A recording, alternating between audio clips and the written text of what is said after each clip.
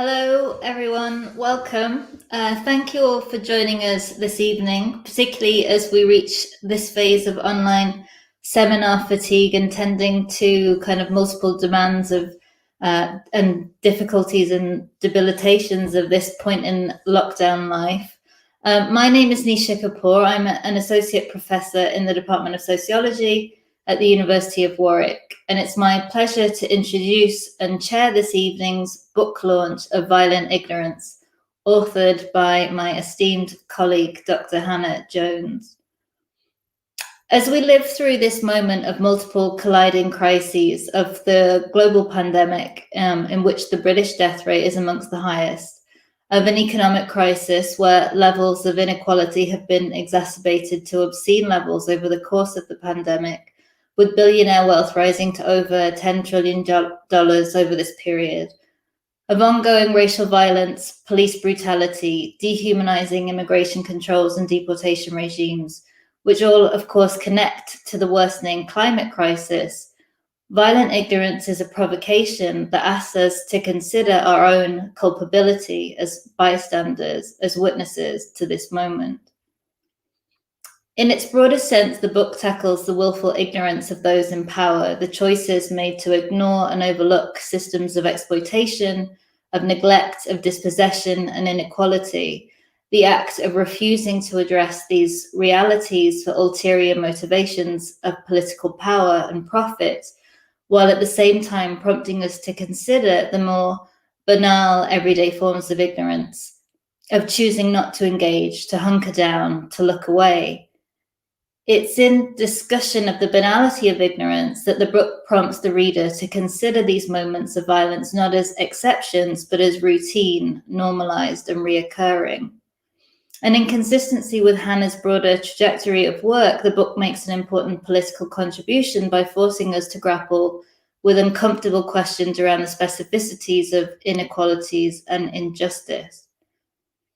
The book covers key events in recent British political history, beginning with the murder of Labour MP Jo Cox, going on to address responses to Grenfell, the violence of immigration, policing and border control, and the omission of colonial histories from popular political and institutional processes of knowledge production. In doing so, the book deftly synthesizes the macro with the micro, the biographical with the political. The book ends with suggestions of future possibilities, with suggestions of possible ways forward through a manifesto.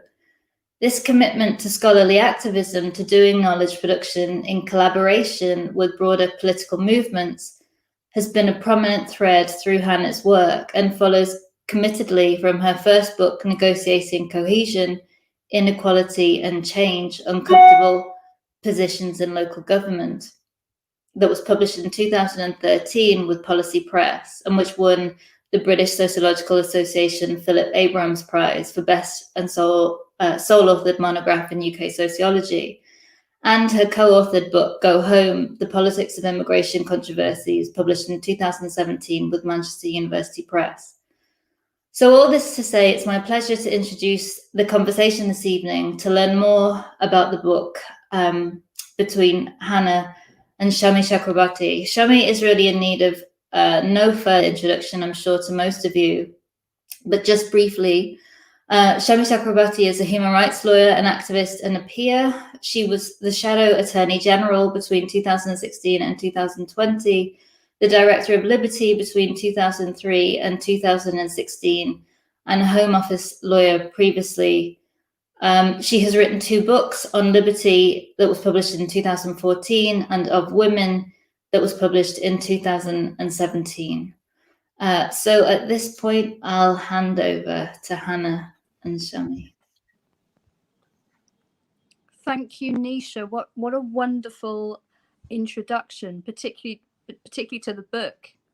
A wonderful sort of summary exposition of the book, Hannah. But firstly, welcome to the author, and Hannah Jones. Congratulations on this fantastic book on the day of its publication.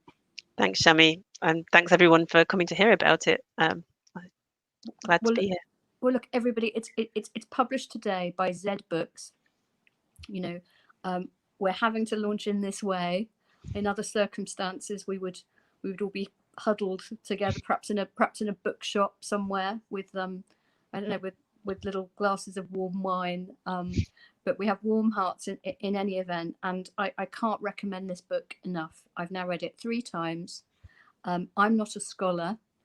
You know you're getting old, not when the school teachers and the police officers seem young, but when the learned professors of sociology are a generation younger than you. But it's such a wonderful book. It's published by Z Books at $16.99, and as you're not allowed out, you can't go to the pub. You can maybe fork out the $16.99 for this great book instead. But just to open it up, Hannah, I want to ask you first of all to tell us about this concept of violent ignorance and what it's all about. Sure. Thanks, Shami, and thanks so much for your kind words and enthusiasm about the book. I really appreciate it. I wanted it to be read, and partly because I wanted people to think about these things, which I think in some ways are obvious, but we choose not to see them because it's harder to look straight at the violence around us. So violent ignorance is a way of thinking about the difficult subjects that we confront every day and how we tend to look away. So if you think about one example being the migrant crisis in the Mediterranean, that many of us, I'm sure everyone watching knows the numbers, a sense of the numbers of people who are drowning in the Mediterranean. I mean, I'm not sure what's happened with coronavirus, to be honest, but the numbers of people trying to cross borders across the world all the time to seek safety, who die, and we could be them. There's a kind of understanding of chance and luck for some people, but we can't deal with what to do about that, and so we just carry on with our lives, and of course we have to. But the looking away is a kind of ignoring, and that's what I mean by ignorance. It's not that people don't know, it's that we choose to ignore, and partly to survive. But in doing that, there are consequences, so the situation continues. And partly I'm trying to get at this idea of everyone being implicated in the kinds of violence around border controls, around histories of racism out of which some of us have benefited, even though we didn't commit the foundational crimes ourselves. And how we come to terms with that, not by saying there are winners and losers or goodies and baddies, but recognizing some responsibility rather than guilt. So violent ignorance is a way of kind of drawing attention. It's a striking phrase, I guess, but it draws attention to that ignoring as an active move in these kind of questions. As I say, I've now gone back to this book 3 times, and actually doing this evening gave me the license to do that, the excuse to do that. And I'm conscious of Hannah Arendt's influence on your writing, not least because this concept of this juxtaposition of violent ignorance is kind of reminiscent of the banality of evil in Hannah Arendt, and she makes several appearances in the book. Am I onto something there? Yeah, I mean, I'm not an Arendt scholar, so I'm not claiming to be an expert on Arendt, and I know a lot of people who are scholars or not have turned to some of her work in the last 5 or 10 years around like her work on totalitarianism, for example. But yeah, I was particularly looking at the work on the banality of evil, excuse me, when she looked at the trial of Adolf Eichmann, who was a senior Nazi functionary who wasn't put on trial until the 60s, and how it's a famous work writing about his trial, and which obviously you know about. But the point about him was that he claimed not to know that he was doing anything wrong, even though he was organizing the death transports and the death camps. He was following the law, so it draws our attention to it's that kind of we're following orders question, that we're just doing what's normal, and does that mean it's okay?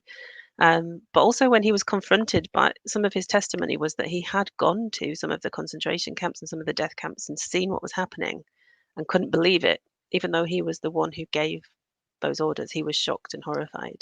So it's this ability to kind of claim ignorance, even though we should know, and that Arendt then goes on to talk about responsibility and the importance of thinking and reflecting, being able to live with ourselves and not just by some external measure of what's legal or what's considered to be good by others.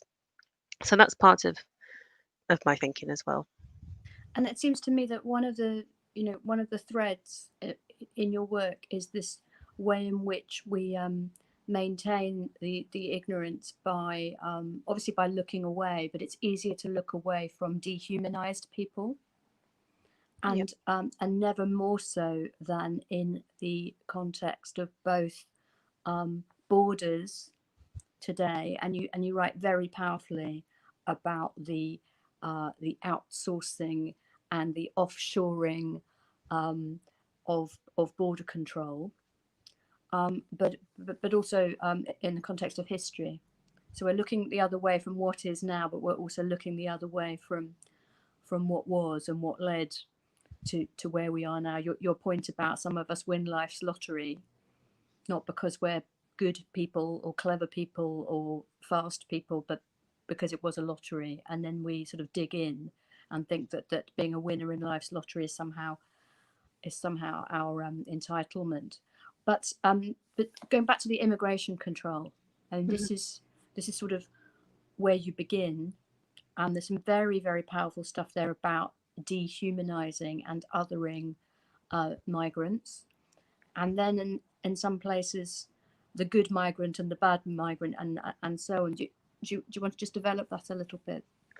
Sure. Yeah, I think one of the things that I talk about and try and get at in the book are there are moments when it's really easy to see the ignorance falling away. They're kind of looking directly at a moment, and the death of Aylan Kurdi was one of those kind of spectacular moments. The child washed up on a beach on a Turkish beach, trying to get to safety, trying to get to Europe from Syria, and he was a toddler, and he and his brother and his mother died.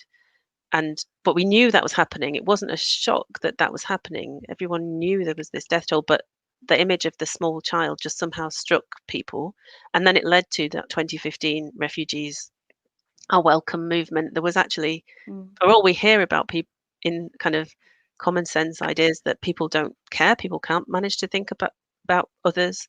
At that moment in Britain and across the world, there was this outpouring of popular support for. It got narrowed down to Syrian refugees, but for refugees and people fleeing war. And so there is that possibility of humanizing people, even if in this moment it relied on that particular image to break through and connect somehow with people. But there are all these techniques that stop us from doing that we participate in, like using language that people talks about migrants or asylum seekers rather than people, down to kind of locking people away out of view. And in the book, you do talk very powerfully about these moments of almost breakthrough or temporary breakthrough, and it quite often is an individual story or image. And it was ever thus, wasn't it? The peace movement, back in the day, had a real spur with that horrific picture of the little girl running naked from the napalmed village and so on. And the Kurdi image is perhaps a bit like that. Do you think it's important that the image was of one child's body rather than many? Do you think it's important that the child was in Western clothing, that the child is, presents as European-ish?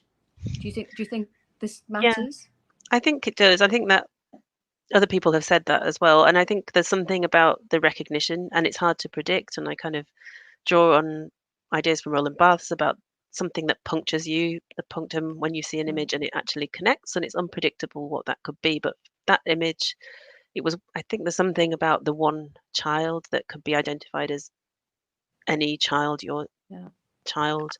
There's something about it connecting with Europeans because he was pale skinned and wearing a red t-shirt and blue trousers, and people literally said that. But it's also something very specific about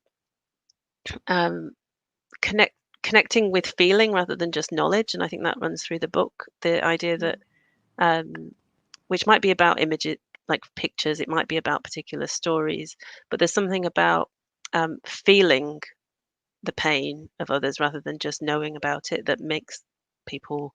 It's not that you feel other people's pain, but you can recognize that there's Yeah. something that's not right that spurs one on to need to act rather than to just know about it from And I the think it's brain. one of the things that's great about the book, actually, because it does connect with emotion and feeling and sparks. And so what was the catalyst for the idea? What spurred this book?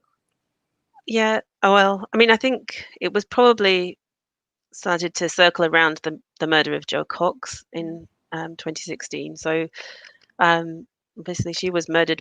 She was murdered by a far right white supremacist, a misogynist, and that was all documented. But the shock of that murder, in the week before Brexit, when the country felt so divided, in any case, and as well as the globe felt shattering around the kind of migration crises, border crises, really.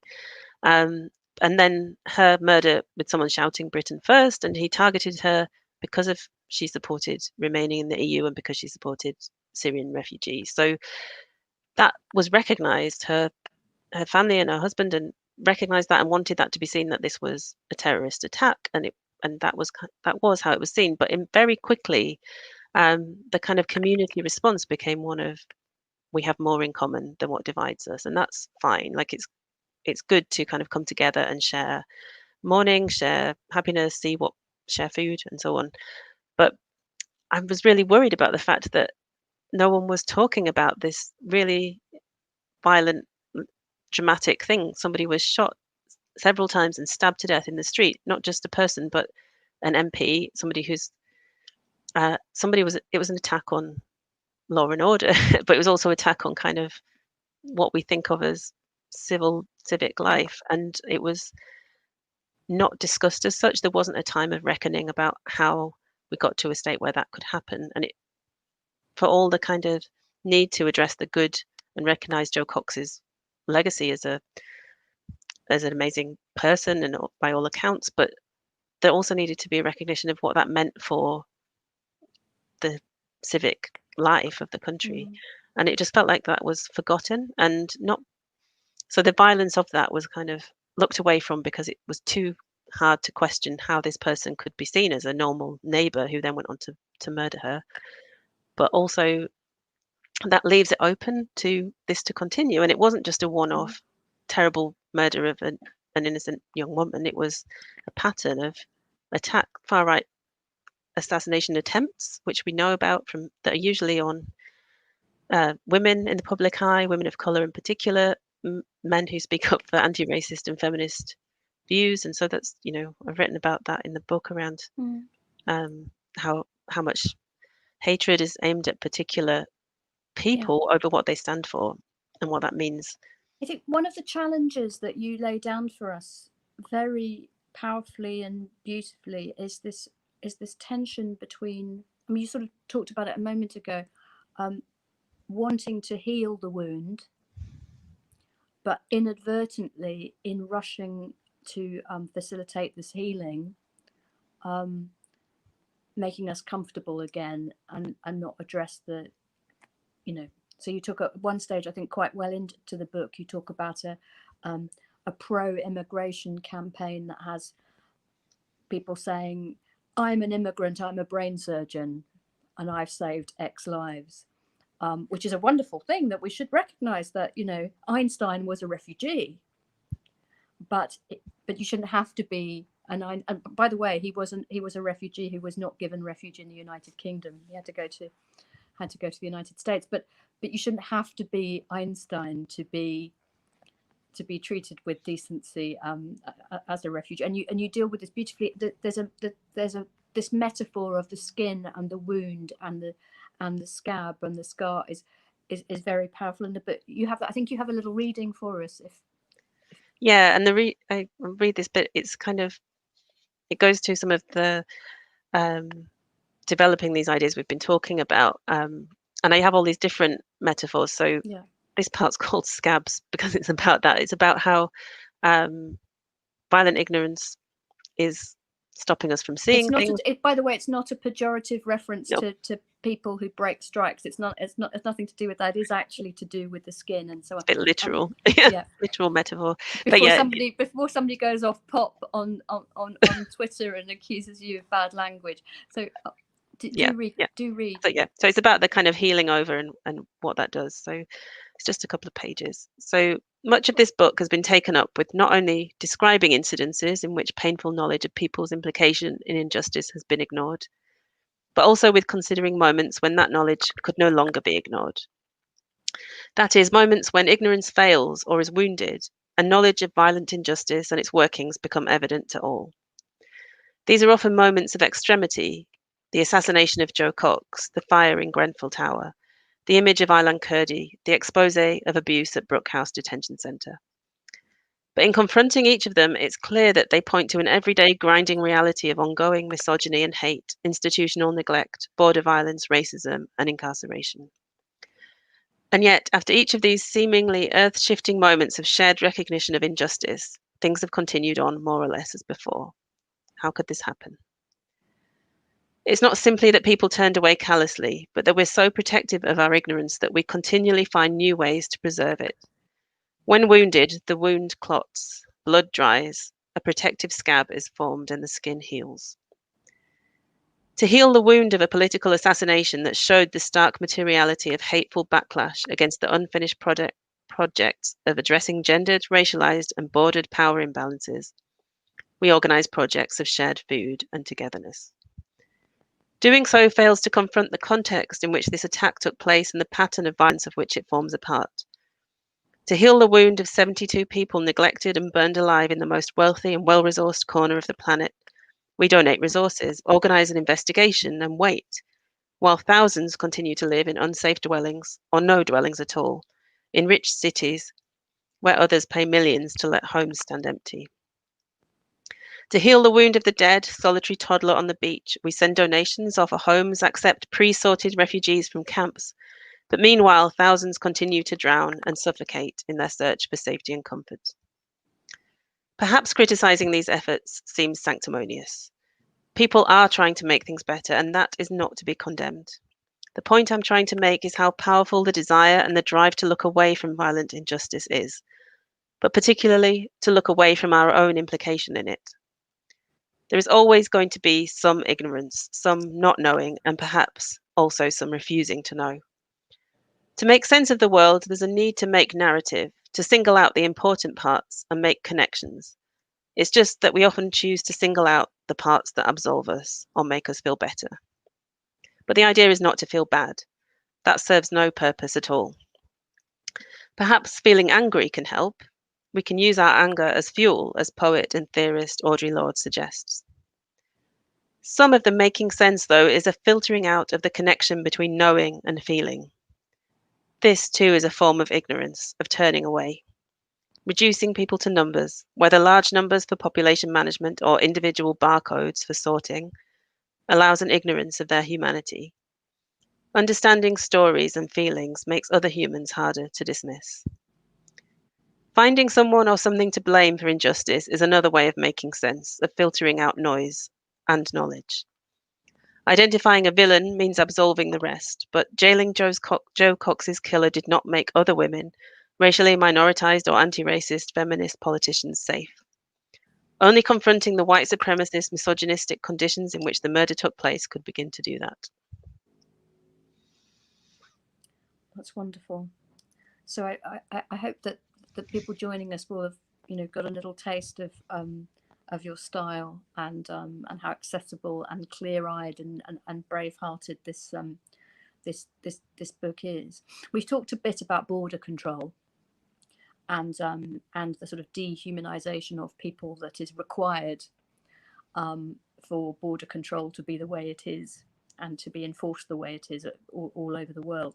So there's looking away from the present, but there's also an interesting relationship to the past in your book. And obviously yesterday was Holocaust Memorial Day. We've already talked about Arendt's work and how her writing features at times in the book. Do you want to develop violent ignorance and our relationship with the past a little bit? Sure. I think I kind of draw on the past in different ways, and I think it's like you say, it's kind of relevant that it was Holocaust Memorial Day yesterday. One of the ways we can be implicated is in our connections with our history, our family history, and I wrote a bit personally about like my grandfather was born in Nuremberg as a Jewish boy and had to leave with his family, and we were the lucky ones because he was lucky because they survived and helped other people, and I'm here, my family's here, and now actually have dual citizenship because Germany has this style of reparations where anyone deprived of citizenship and their descendants can be German. So I'm still an EU citizen. So I'm actually got a couple of the most privileged passports I could have, but it's because of the horrors that even having to flee and having to see what's going on and being at risk of death, and all of the other people who were tortured and murdered didn't escape.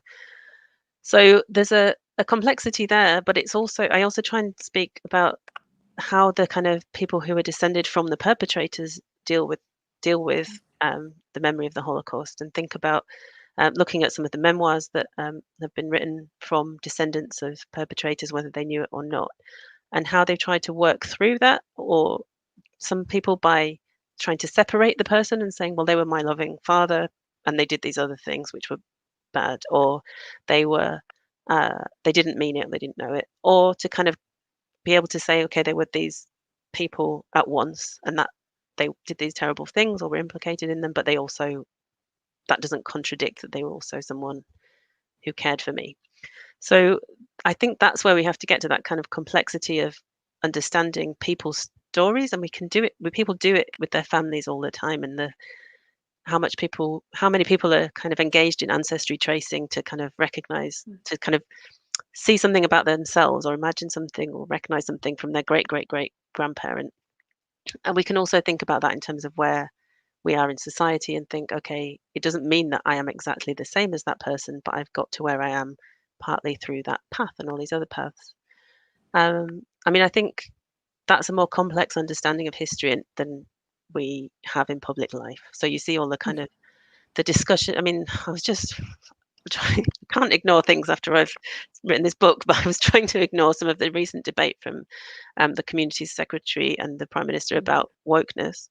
But the kind of stories in January about pulling down statues of slave owners as being I a was going to problem ask in you. I was history. going to ask you Yeah. about that, because obviously you've been working on this for about 5 years, probably, perhaps a little bit less than 5 years. But you finished it in the pandemic, which I want to come to, but also in that period since last year with George Floyd's killing and the resurgence of Black Lives Matter, and then the equal and opposite stoking of culture wars and statue defenders, and will Rule Britannia be sung or not sung at the proms, which is a bigger crisis than whether people are dying in the Mediterranean or the English Channel. How does that relate, and how did that feel like as you were finishing this book? Yeah, I mean, I finished it. I managed to write a preface. I finished it a year ago, and then I managed to write a preface in April, kind of reflecting on the pandemic at that stage. But the big protests in the summer were after it had gone to print. But actually, I had already started to. I had obviously Black Lives Matter It just didn't seems to start me this that a year. lot of what you write about, when you talk about history, for example, Yeah. when you talk about Britain and empire and history, and how Britain behaved in Kenya, the way that we treat the past, the way that we treat empire. I mean, that is just so relevant, it seems to me, to the current moment, including to this nonsense about busts on presidential desks. And I mean, to be clear, our current prime minister did once impugn the motives of the first Black American president, in part because of his Kenyan heritage. This was said, I think even written, as if it made him suspect in some way in his approach to Britain. And that, and we saw people not that many months ago out in the streets, not just in the capital but in small towns, defending statues. So this is a real challenge to us as humans, isn't it? This idea that this idea that I'm taking away, if we recognize the complexity and the dark side of empire, we're somehow desecrating an idea, an ideal, a myth of Britishness, and breaking hearts, and being suspect, treacherous in some way.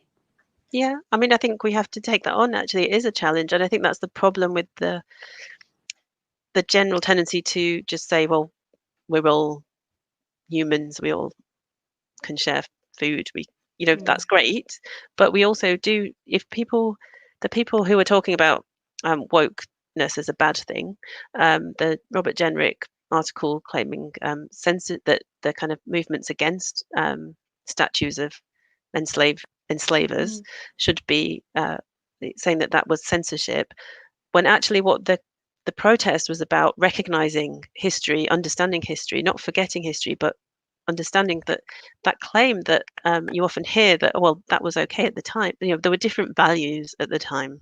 No one knew it was wrong to enslave people, to take people's land, to kill indiscriminately, to torture people and then hide the evidence. Of course people knew that. The people being tortured, enslaved, made destitute knew that, and so did other people who weren't doing it. So the kind of that is already, of course, a form of violent ignorance, and I talk about that using. It's not censorship, is it? Isn't it just curation? Yeah, exactly. I mean, it's public art needs to be curated. I mean, I don't know about. I mean, Hannah, you're a youngster, but I'm 51 years old, and I studied history from whatever 0 to 18, and I was never taught anything about even the complexities, let alone the outrages of empire. Yeah, no, I don't think I was at school either, but I did do an exercise with students last week where I asked them to write what they knew about empire on the screen, and they all wrote it was unfair, and there was slavery, there was deportation, so there was all of this. So they did. There is more awareness now among young people, amongst the sociology students at the University of Warwick. But they were first years, we hadn't had that long with them. But that kind of lack of knowledge that was deliberately not taught in school, and now the idea that the people who are in favour of not sharing their knowledge about the outrages of empire are accusing those who want to teach it and share it in all sorts of ways of being censors. It's like the kind of arguments about being cancelled by people who can go on TV and say that they've been cancelled. Nigel Farage got to be on every news programme for about 5 years. He never held, he was never been an MP, he's never held any governmental position or any significant public position, and yet he continually said, we don't talk about immigration on TV. So those that's a really good trick, isn't it, to complain that you're not allowed to talk about the thing that you never stop talking about, and to do it from every pulpit available to you. But just to go to the pandemic for a moment. It's probably not an accident, is it, that the George Floyd killing created the kind of mass attention and anger and energy that it did in the pandemic. The pandemic has exacerbated injustice, hasn't it? Absolutely. I mean, I would hope that would have caused outrage at any time. Except other killings have continued to happen, Yeah, of course, and there's already there was something about last year, and yeah. I think yeah, and people being focused on that and so on. But the pandemic has definitely brought this the inequalities, but also the kind of creaking of our civil way of life across the world into perspective. They were at breaking things were at breaking point, and now they're broken. There was no backup, and so the way that I mean, in terms of violent ignorance, it's a moment in one of these moments where you can see suddenly clearly things that were never hidden, but were not contemplating, like how essential cleaners are. That cleaners are actually the most and delivery drivers and people who work in supermarkets are the most essential workers, and the most vulnerable to the as well as pandemic. being the most vulnerable and the least lowest status and the lowest paid, and yet and the least kind of rights at work. Those work, but that's been recognised. But then this kind of healing over was the round of applause to go with the round of applause for the But NHS it hasn't workers, rather worked, than, has it? of course not. So what we needed was to go, that that's not okay. We need to recognise that this is important work. We should reward it, and we should reward everyone, and that we need to rethink how society works, keeping that in focus. But it's too hard to keep that in focus, and people try and make do, and we adjust to the current way of living without making those radical changes. And it's not easy to make a radical change, but we can keep pushing by asking those questions again and again. I think the question, and you were talking about before about the lucky ones and the kind of the good migrant and so on, and the idea that people, we think we're successful because we work harder or we're cleverer or whatever. And I think that goes back as well to an idea of meritocracy, which doesn't exist, but also whether it should even be an ideal. So the meritocracy was a satirical idea, which my mum always reminds me that meritocracy was a satirical idea that Michael Young, as a sociologist, wrote a satirical novel about how terrible it would be if the kind of the best rose to the top and the rest were left to sink to the bottom. But it's been adopted as actually It's some a good people are thing. worth more than others, and that's Yeah. a good thing and the best way forward. And I think that kind of is reflected then in trying to cater to that way of thinking by saying, well, we need to help refugees because Einstein might be in that boat, rather than because there's a boat full of people and their lives matter. In the same way that, the kind of the Black Lives Matter as a longer movement has tried to focus on things like the way that black victims of police violence are depicted in the media as gangsters, and the way that Mark Duggan was depicted after the police murdered him as posing as a gangster when he was actually mourning his baby. And that kind of imagery of um, the person deserving of being left to drown or shot in the street because they look suspicious needs to be kind of rethought. But it's so hard to do. I don't think I've got the answers, but I think it's about continuing to push back against that and try to find ways of keeping that in focus and keeping going. But do you see particular hope in this moment? Is it the dusk before dawn? What about America? We've got this new moment now in the US with the demise, not without, goodness me, not without a struggle, but the demise of President Trump. I think getting rid of Trump is a good thing, but I'm not sure and I'm not to be a naysayer, but I think that actually, in some ways, Trump was the opposite of violent ignorance. And my friend and colleague Gagi Bhattacharya, we had these conversations a couple of years ago about how the immigration and border control debate was working, how it was bringing down further around Brexit, with a group of us. And she said, "Oh, I don't know why you're all so negative. Now it's so we can see who's on which side. Like it's not like now we've got Trump, we've got Boris Johnson. The lines are drawn in a way that I think that's the issue that people that with Biden. Yes, he's changed the extremities, but it means those kind of ongoing. It'd be. I hope that he addresses healthcare in the US. I hope he addresses border injustices, and I hope he addresses poverty and the pandemic, but he's within the paradigm that continues these as everyday grinding realities that I was talking about. So the spectacular makes us see it. The spectacular things that Trump was doing makes us go, even if makes it's most people spectacularly go, that's awful. not okay, and have to take action. Whereas if we can So the accommodate, dangers are of this sort of papering over the cracks. That Yeah. would be your concern again. Yeah, I think so. Well, perhaps the squad will help. Yeah, And there's hope in the squad. Yeah, and everyone, the grassroots. And youngsters. Yeah. And younger people. You see generational hope. Definitely, and I think I had a conversation about who is going to save us now, and actually it's ourselves. Like it's people, it's the grassroots. Each one has to do something and do our best. And yeah, that's the only way. I think the focus on leaders and the particular saviors is a problem. It's a trick. Can almost facilitate violent ignorance, because you can, or at least very, very limited sentience.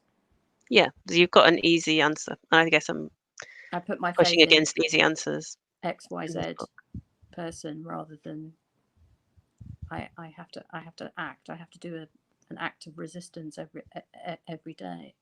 But you do, when we talked the other day in preparation for this, we were talking about some of the legislation that's going through Parliament at the moment, and you were quite animated, as I am, about the whole spy cops story and the legislation. What's your violent ignorance analysis of that? Oh, well, obviously you can talk much more eloquently about that bill than I can, but I think in terms of violent ignorance, it is this institutionalization of, like, it's actually putting the structures in place for violent ignorance. So it's creating laws that agents of the state can break the law in any way they wish, and they won't be held accountable, but they also won't be investigated. It won't be brought to light. Basically, it's for undercover operations to do what they want, right? So that's not new, though. It's the ultimate normalization. So things, but so there was some terrible scandals with spy cops. Yeah, shocking, outrageous. There's a judicial inquiry that's happening at the moment, but we get ahead of the game by legislating to. So we'll make it legal, and it goes back to what Eichmann's saying. I'm following the law, so it's not illegal. So if we change the law, then it's not illegal anymore. So. Yeah, the law is whatever we make it. But also, this isn't. This is what Britain did as a colonial power as well. That was how, I write in the book about the kind of covering up of the files around the torture and incarceration in Kenya around the Mau Mau during the Mau Mau rebellion, and the way that was documented in so much detail but hidden. I mean, that was very powerful, actually, if I may say so, when you compare the sort of meticulous documenting of torture and wickedness under empire with the completely slack non-documentation of people who will later suffer the injustices of the Windrush scandal, because nobody bothered to save their records. Yeah, I mean, that is that thing about history and the different versions of history as well, and what matters and what's destroyed. So and who matters, and absolutely who matters. But what is this instinct? This instinct for colonizers to document? Where does that? It seems perverse. Where's that coming from? Well, I don't know, but I think, it was all a kind of administrative trick, wasn't it? It was all about not managing humans, but knowing who had done what. I can't imagine somebody writing up the kind of torture that was inflicted, but there was certainly no imagination of the future, and I think that's the bit I can see is that you have that with the slave trade. You have that with the slave trade too. You have meticulous records.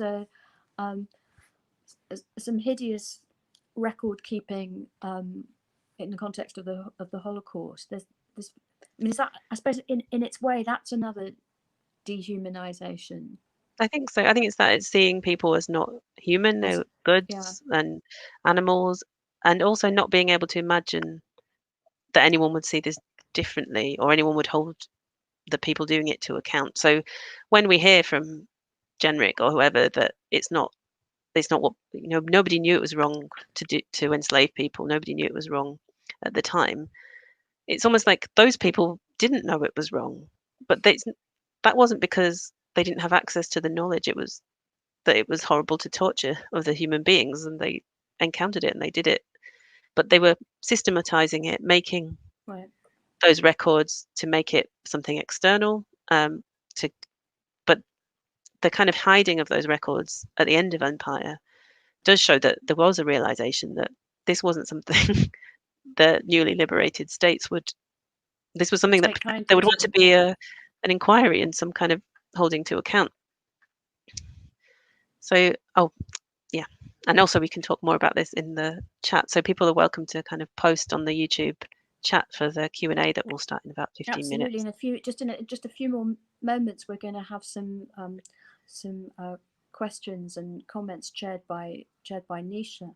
But just finally, before we move to that section, talk a bit, would you, about your manifesto for resistance to violent ignorance, because this comes at the, predictably at the end of the book, and I think it is important. Do you want to just touch on that a little bit?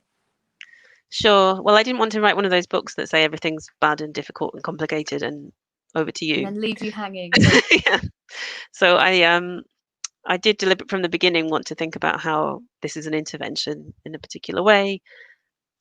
And the manifesto is still quite broad. It's about ways of thinking and approaching our ways of living, and obviously that can be at the level of the personal, within institutions and within governments. But really, I kind of structured it around the idea of information, imagination, and risk. So the idea that we were just talking about keeping records and how that can be a form of power that can be used or misused, but it's a way of creating knowledge, and creating knowledge of things that may or may not be valued by others. So creating, like, getting information, finding out as much as we can about an issue, about what's going on around us, from different sources, creating archives, and there can be many archives. So this is the whole Churchill, I intend to come out well in history because I'm gonna write it. Yeah, history is written by the victors. Well, we can all create archives, and also recognizing that oral history is a kind of archive, that the Kenyans who were tortured and who won their case to demonstrate that Britain had done that to them, they knew all the time, even if the records were hidden or destroyed, they knew this had happened. So, keeping those oral histories alive, but then using imagination. So not so being able to think, make connections, be surprised. So I think that's another risk, that a risk of falling into violent ignorance when we pick a correct narrative and stick with it. We need to be open to questioning, to thinking of new ways of connecting, but also this idea of feeling and meaning behind the information. So keeping, art and other artistic practice and stories are really important to keeping alive to other human beings, and being able to connect, and then taking risks. So being able to speak up, being able to see how things work, and then intervene to break the rules or bend the rules, and keep trying with that, even if it's not always going to work. So there's no manifesto about this is how we achieve utopia, but we can keep that. But it's an injunction to keep trying, and to keep learning together, I guess. So just as a final provocation from me before we open this up, and I'm sure that people will have lots they want to put to you, and you know how to do that, people. It's a question or a comment, or if you're super clever, it's a comment very thinly disguised as a question, which is a little rant with "don't you think" at the end of it. And if you're really clever, you can even elevate your voice, so you don't even need a question mark. But final provocation from me, because this book is so relevant and topical now to these debates at the heart of what it is to, certainly in Britain and America, and certainly in Britain at the moment, what it is to be British, what it is to be a citizen, to be a patriot even. what would you say to the Nigel Farage or the whichever angry man it is on this occasion, who says you don't love Britain, you just want to bring the nation down, you want to destroy our pride in our history, you want to ignite identity and culture wars and put some people above others. That is what you and your woke brigade are trying to do, to just undermine nationhood and great British identity. What would you say to that person? I think on most of that, I'd say, I know you are. You said you were, but but what am I? But I think that they are doing a lot of that undermining. Okay, yes, I would quite like to undermine national boundaries, because I want to see people connect, and actually, we should be able to say that and have that discussion. I think there's also a question around those kind of responses don't recognise what Britain is as an island full of people, all kinds of people. The kind, clinging on to the Brexit referendum as one side won creates this division of two sides, but it was 50-50. It was 52 to 48 or whatever it was. It's not, and within that there were all these different reasons people voted or didn't vote. So we need, to understand what Britain is, what Europe is, what any kind of divided area of the world is full of people. We need to be able to understand its histories in the round. So that's what I'm trying to have, those conversations with the widest possible group of people. Nigel Farage or whoever doesn't need to agree. I wouldn't have thought they would, but I don't want to be cancelled either. So. No, and I would urge. I don't know.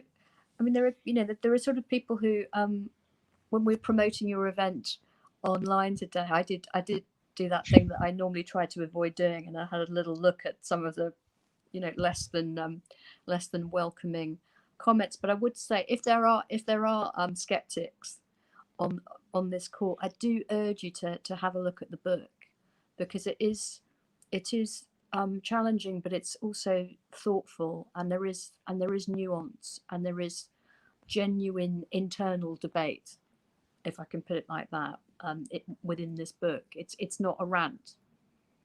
I think that's really, really important. I mean, I look, I'm all for a bit of a rant. I know that's hard to believe, Hannah, but I'm all for a bit of a rant. But I don't see this book at all as a rant. I think it's really, really beautifully done, as no doubt an underlying piece of scholarship, but also discussion and debate and self-criticism of progressive movements. I can't commend it enough to skeptics and to enthusiasts alike. And with that, I think maybe I've sort of hogged your time for long enough, and I want to open it up to all the good people who've come on the call, and perhaps Nisha would join us again. I can. There she is. Yeah. Hi, Nisha. Oh, we can't hear you. So someone needs to unmute. So even though this is a fancy platform, it's still. Can you hear me now? Yep. Sorry. Yeah, that was really interesting. Thanks, Hannah. There are some questions coming through, so should we just take them kind of on a maybe groups of 3, so that we can get more responses in from Hannah? Well, I think just to give people a chance to start posting them, let me just ask the first one, and then I'll start grouping them. Yeah. So it's from Sarah Knowles, and she says she's very interested in the manifesto. In what ways do you think our media environment, particularly social media, contribute to and or work against violent ignorance? And do you have much hope for nuanced public conversation about racism and migration control within it? Great question. What a good question, Hannah. Yeah, I think the social media gets a lot of flack for being echo chamber, for being a place of attacks. And Shami was talking about the kind of instant refusal of particular points of view depending who says them. But there is potential for connection there as well. And there are all kind of, even just in Twitter, there are kind of different Twitters that different people experience, that people curate their conversations, but also to cross over and see what other people are thinking. I think it's what we make it. So in terms of the manifesto, it would be about actually trying to engage with the different things that can be shared there by anyone. Anyone can share information through social media, unless you're in a place where social media has been shut down. But isn't that you the can, tension, Hannah? Isn't there isn't there a real sort of tension there? So on the one hand, it's this fantastic democratizing technology that means that we can connect with academics or journalists or activists all over the world. We can find out terrible things that are happening and send solidarity instantly to people all over the world. But on the other hand, there is this very abusive dark side to it, and you seem to be and people seem to flourish through deliberate controversy on Twitter in particular. I mean, I'm not on this stuff because I'm a dinosaur and I don't need this world of pain, but I am right, aren't I, that you will, if you want to make a splash on Twitter, being as deliberately controversial and even offensive as possible is going to help you. Look at President Trump. Oh yeah, and even before you get to the kind of abusive part, you get everyone can share information. Some of it will be completely untrue and harmful, and so there's always going to have to be this kind of questioning, checking, and trying to understand and engage with. And that's the kind of imagination, like we need to try and check ourselves. But obviously, and then I talk about risk, and there is a risk, and the risk is bigger for some people than others. Like we talked about the kind of targeting of particular people, particularly like who whatever they say. So like Diana and Owen Jones, you got them to tweet about this today immediately. So I looked, and immediately they had people disagreeing with them, just tweeting out about an event, and with a quite gathering levels of abuse. And that's not even anything to do with the content, it's to do with targeting people because of what they're seen to stand for. So yeah, I mean, the risks have to be managed against how you can live. It's not okay for that to happen. It's not okay to put oneself in the firing line all the time, but there is a chance to kind of and there is test responsibility on these platforms as well, isn't there? Yeah, I think they've just not worked out how to. These things have grown so fast. Nobody's worked out the it ways is actually they work. still, in historical terms, it is still quite young. It's young technology, and the technology moves apace, and the sort of grammar and courtesy and regulation and law takes a fair bit longer. Do you have more questions now, Nisha? Yeah, there's a few coming through. So Naomi Waltham-Smith, a colleague, is asking, how does your notion of violent ignorance relate to work being undertaken in vice epistemology to do with intellectual insouciance? And there is another question by Ken Ronald, who's saying, hi, Hannah, you referenced meritocracy and Michael Sandel sees reasoning together as a way forward. You seem to have arrived at a similar position from another angle. How can we advance this agenda? Okay. So I don't know about vice epistemology. So I mean, I have looked at, there's a whole, the study of ignorance. There's the agnotology, or the epistemologies of ignorance work, which looks at deliberate, how knowledge is constructed and looked away from, and particular things are chosen to be studied and others are not. But I don't know about vice epistemology, so maybe I'll have a conversation with Naomi about that at some point.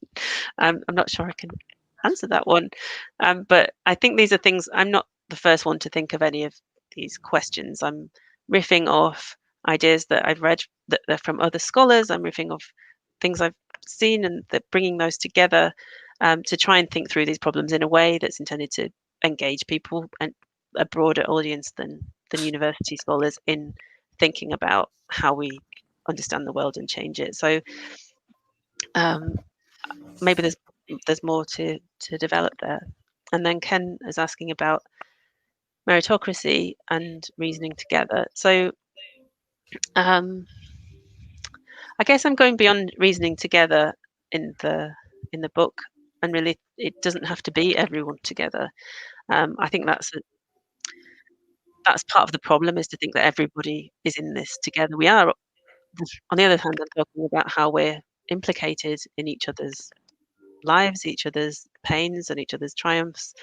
But we're also not in the same part of the boat. Some of us are clinging on to the boat underneath. So some of the discussion is about maybe confronting and disagreeing, and maybe that comes into reasoning together, because you can I think, yeah, disagree. I that was very powerful in your writing, Hannah. I think it's a really important challenge to us, because there's sometimes this idea that everything can be compromised and everything can be split down the middle. And if you split everything down the middle, everything, that's the way to make peace, and that there's something sort of nice and reasonable and moderate or whatever about that. But you can't really do that with torture and slavery. And I think it's Desmond Tutu who, doesn't he have that wonderful comment about neutrality, and was it the elephant standing on the mouse, and if you're neutral in that exchange, the mouse won't thank you for your neutrality. When there are winners and losers and oppressors and people being oppressed, this kind of split the difference approach is not. Yeah, and it's okay. And actually, what we need to do is be prepared to upset people who are the elephants standing on the mouse. That the sometimes more or less, but those kind of questions of like having to take a stand, otherwise you're taking a stand for the other side of. And it's very in keeping with the kind of human rights approach to power and abuse of power and problem solving. There are some, there's some human rights that you have to look at with an element of compromise and nuance and proportionality. We can't have absolute privacy because we're social creatures and we come together, and we can't have absolute free speech, or I'd be allowed to incite murder and so on. So there is elements of nuance there, but torture, never. Slavery, never. And so we have to find when to compromise and when not to, perhaps. Yeah, but that's tricky stuff. I'm guessing we have more. Yeah, there's lots more. There's a question from Emily Henderson who's asking about your use of metaphors. She says it seems like there's lots of powerful but also violent metaphors. I wondered if you'd like to talk more about the reading performance that you gave us during the launch. Sure, I know. And Emily read lots of drafts of the book. Is this the Susan Sontag influence? Maybe.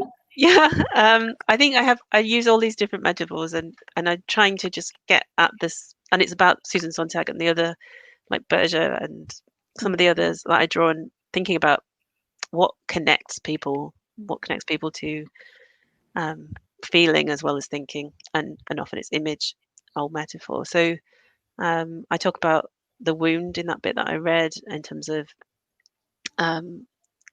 that violent ignorance, obviously we're talking about it wounding the innocent, I guess, or the whoever, but that violent ignorance is a veil, using kind of Du Bois's idea about the veil of race, or is a shield. And so a veil that can be torn, so we can kind of see through it, but we can tear it, but it can be stitched up. A shield can be smashed into, but can also be repaired, and the wound naturally grows back, and you can still see. And it's about kind of trying to see that violent ignorance, the ignorance is persistent. So even though there are these moments when we see and recognize and are shocked and horrified by injustice, we very quickly can repair that. And I think, that's why I try to kind of, and I guess some of them are quite violent metaphors, as Emily says, about the kind of the body ones in particular. But it is about trying to kind of connect with that in a particular way. I don't know what did Shami think about the metaphors? That's the other part. I thought they were incredibly powerful, and I think that by using them and playing with them and comparing them, and even as you're telling your story and writing your book, almost showing the reader some of your workings out. As you just did, when you're comparing the different ones and which ones seem to work best for you and whatever. I think that's a really powerful way of taking the reader with you. So the book, and that's why it's not just a work of scholarship, it's a very powerful work of, in my view, political writing and polemic.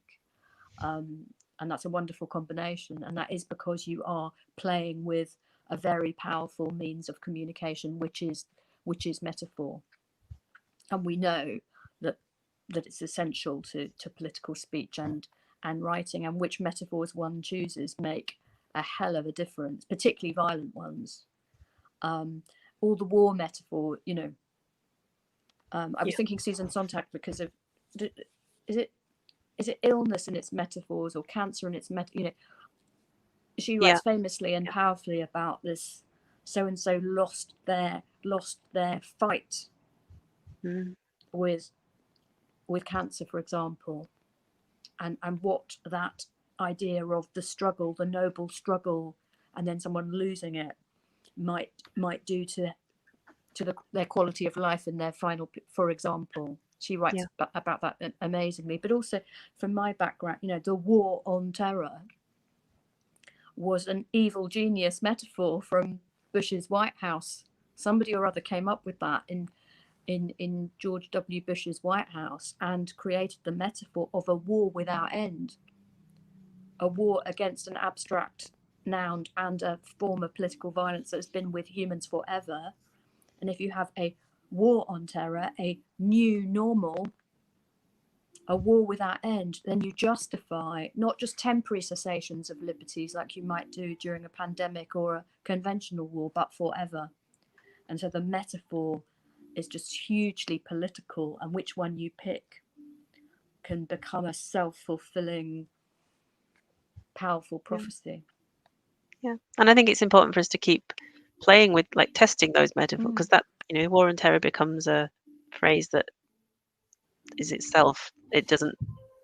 We don't think about that every time it gets used. So that kind of and you do when you talk about border control. I was really interested in your passages about border control and how and the game of cat and mouse, if you like, with the Refugee Convention.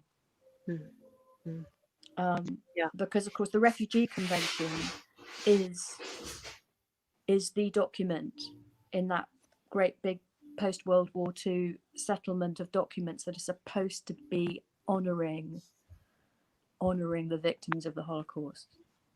Yeah, absolutely. And the way that even borders are redrawn in order to exactly get away with we'll not move following the border. it. If we move the border, so the Refugee Convention says if you get to that safe country, they have to process your application. They can't just send you back. They can't just refool you. And so if you're trying to stop the refugees getting to touch base, because you don't want to have to treat them fairly under the Refugee Convention, you come up with all these ingenious concepts of, well, we'll move the border. We'll move the border to Eastern Europe. We'll move the border to Calais. We'll move the border to Nauru. Yeah, or even to the extent of Australia taking Christmas Island out of its territory in order to be able to say that people famously couldn't Guantanamo. Guantanamo. And now how could the horror of Guantanamo Bay have been possible in this great old democracy called the United States that was made up, the modern United States, the myth of, the noble myth that is the United States is of freedom-loving migrants going to that, and yet Guantanamo Bay was possible in the War on Terror. Why was it possible? Well, partly because of the War on Terror, the evil genius speech that's written, partly because it's America has a Bill of Rights, but quite an old Bill of Rights that doesn't necessarily recognize foreign nationals as humans, American rights, perhaps not so much human rights, and partly because they say, well, Guantanamo Bay is not in our territory. Yeah, absolutely. The whole kind of creating of an exceptional state that is outside, and I guess that over there, that's the and extreme and well-known example, but it actually bordering practices is quite widespread. Like the Australian context is particular, but Britain has done it too. The EU's done it. So yeah. Do we have any more questions? There's a question from Alice in Loughborough, who was asking a question actually that I was going to ask, which is, well, I mean, I guess I'll just add to it a little, but yeah, if you were now giving advice to the Labour Party, to Keir Starmer about violent ignorance, what would you be kind of suggesting as both? What would you be saying in terms of both how the Labour Party have been thus far as in the shadow cabinet in terms of the pandemic and stuff around violent ignorance, but then also how would you be advising them in terms of the way forward? Okay, well, Shami's a senior figure in the Labour Party. No. I've had my shot of giving advice. It's your turn. It's your turn now. I think, I mean, in Alice's question, as she said, the Labour Party had the most anti-racist leader ever and lost, and a huge part of that loss was to do with him being attacked for something which was the opposite of who he was, for being racist. And Alexei Sayle, one of my favourite political commentators and Liverpool comedian, has in his podcast was talking about this kind of anti-truth kind of politics where you just say the opposite. So like with the statues saying, the right will just say people who will want to discuss the history of slavery and the reason these statues are here are being told that they're censoring the past. The same kind of question around attacking Jeremy Corbyn, who was a civil rights activist. But the question around how to move on from here has to be to take, in terms of my advice, would be to take a stand on some of these issues. At the moment, the opposition seems to be mainly about waiting for their turn to take over, like new management to come in. And that has backfired badly, not just in terms of political fortunes, but in terms of lives lost during the pandemic. I think there can be a kind of, it was obviously Starmer was trying to say it's a time of national emergency, we must come together and not cause problems. But there is a point where there should have been holding to account of this government for the dodgy deals it's done, for the really bad decisions made, which have led to us having such high death toll. And that seems to be absent. So there has to be some opposition and belief in convincing people around that. I think that was What would you say, Hannah, given that we've been talking about how you write so powerfully about, about history and empire and border control and so on.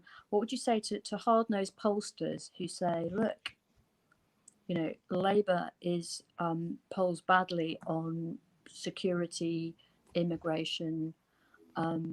These are political weaknesses, and there's all this good stuff that can't be done if you speak too loudly about Black Lives Matter or about decolonizing the curriculum or taking care of refugees.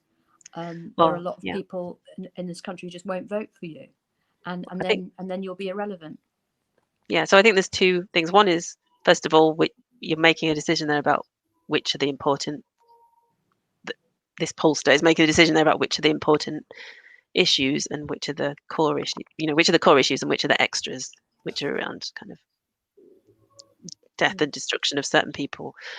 But the electoral hard-nosed politics of it is you need to go out and get those people to vote. I think someone wrote in the comments, actually, only 30% of people voted in the referendum or whatever it was. In most general elections, you have 30% of people eligible to vote who don't vote. And I did think that was part of the Corbyn project, was about voter registration, persuading people. And you can't guarantee those non-voters will vote Labour or vote left, but if you talk to them and pay attention to them, that's when you can. And a lot of the electoral calculations in the last 25 years, at least, of the Labour Party has been about floating Tories, trying to recruit floating Tories. And actually, you can't win that, because if you want Tories, you vote Tory. What you need to do is have a narrative which is about why these things matter. And it's not easy, obviously, but that's, I think, how 2017 Labour came much closer, was with the kind of grassroots movements, the campaigning, voter registration, but also, you know, going out and having the social media campaign, which worked, the machine worked, but now the people with money have managed to catch up with that. Those kind of questions around engaging people with why things matter on grassroots levels and not just around elections, I think change the electoral calculus. When it comes to racism, when it comes to human rights, you believe that it is possible not just to fight the alligators occasionally, but you think it's possible to drain the swamp? Talk about metaphors. I think you might beat them back. I don't think you can ever get rid of all of the alligators, but you can certainly confine them to only biting off legs and not whole bodies. You know, there's a whole kind of political calculus around all of this stuff, and none of it's quick and easy. But putting this off, and always putting everything off because there's some dream that when we're in power, if you've already compromised everything to get there, what's the point? And of course, you write very powerfully in your book about some of the, in the context of immigration and border control, some of the less enlightened policies of Labour governments too. Of course, yeah. The 71 Act and the Labour brought in some of, and in the 90s as well, brought in some very difficult early 2000s, brought in some very difficult legislation around, particularly around asylum and refugees. Have you any more? Yeah, there's quite a few coming through, so I'm just going to bunch a couple. So Chloe Peacock says, thanks so much for a fascinating discussion. Looking forward to reading the book. Are you mostly interested in intentional / conscious acts of ignoring by the powerful, or also about what we literally don't know or remember and are unable to know or see? And is this distinction meaningful? And then there's another question from Jazz, who says, it seems that violent ignorance is intertwined with capitalism. That said, it seems violent ignorance has become profitable business. Do you agree? Oh, Jazz is doing that thing you said, Shami. Do you agree? Don't you think? Yeah, good one. Yeah, let's start with the first one about deliberate. I think that it's important to look at the deliberate ignoring, and we can see how it's built into how our history books are written, how our immigration system functions and keeping things out of the public eye and so on. But it's also important to think about what we can't see. So I think Chloe said, things we literally don't remember or don't know. There's something about learning and choosing to learn or to not learn about other lives and other consequences, which is still a choice. But it's not about, it's not meant to be a thing about blame. Like in that bit I read, I was trying to say it's not about feeling bad about these things or being baddies and goodies, but just trying to recognize what's going on. And it's not necessarily ignoring ignorance can be deliberate, but it can also be just a way of being, and maybe it's something that we can test in ourselves all the time. And there are some things in the book where I talk about, it's not like I don't do this too, and it's not like sometimes we have to do it to survive. Like you can't be thinking about everything all the time, and sometimes in extremity it's not possible to focus on everything that's going on in the world or the injustice. You just need to make sure that you've got enough food. Particularly in the pandemic and in lockdown. Yeah, I kind of think, my goodness, you need to listen to the news just enough. I think that's the thing about just pandemic enough, as well. Too much is overwhelming, isn't it? Absolutely. So it's made us all, pretty much everyone, have to kind of manage how much we can take in. But then it's even more important to try to not become switched off from everyone else and what's going on more widely, because all sorts of things are happening around us, like removal of workers' rights and kind of martial law, basically, that is maybe needed at the moment, but needs to be, not in terms of spy cops, but in terms of some of the pandemic measures, needs to be kept, not treated as business as usual. It needs to be kept in the public eye. Jazz was talking about capitalism. I think it is. That's how, you can order stuff from Amazon, even though you know that their working practices are terrible, or get a new phone, even though you know that's based on a form of slavery to get the elements that go into it. How we function, even despite all of the climate crisis. And it is a challenge to capitalism to try and recognize and attack those things, but also it's impossible at the moment in this part of the world to live outside capitalism. So that's also part of the ambiguity of challenging this kind of ignorance in ourselves and in others, but also recognizing we have to use some of it to function. I think you do this very well in the book, if I may say so. Probably better than when I'm talking. Well, sometimes there are reasons to write things down, just my final contribution. I think, Nisha, if you agree, Hannah should certainly have the last word, but I just want to urge people again to get hold of this book. I think people will find it enlightening, stimulating, and ultimately uplifting, because there are provocations there that we can act on, and it's beautifully written, and people will learn something of our shared history, something of the different ways in which people are trying to cope with it, some of the the traps that we can fall into when we're trying to make ourselves feel better. But also, this is not a book that ultimately will make you feel bad. I think it will make you feel that you're not alone, and there are things that we can all do. So I just say congratulations again, and just remind people that it's that the discount code is on the screen as well. Yeah, you can get 30% off on the publisher's website. Hannah's trying to do herself out of royalties because she's so woke that she's trying to do herself out of royalties. So it's published by Z Books. It's out today. It's called Violent Ignorance, as we've heard. It's £16.99, but less with the discount. And if Nisha agrees, we ought to probably throw this all back to the author for the final word. Thank you. Well, I didn't really prepare a final word. I guess I just I was thinking these things, and I felt like a lot of other people were thinking similar things, but not, and that it might be welcome to try and articulate that in the longer form, which is the book. And so I hope people will read it. I hope that they'll use the discount code, because I only get 2p royalties anyway. And and the main thing is to kind of keep talking. And yeah, thanks everyone for your time. Thanks, Hannah. Buy the book. Thanks everyone. Bye. Bye.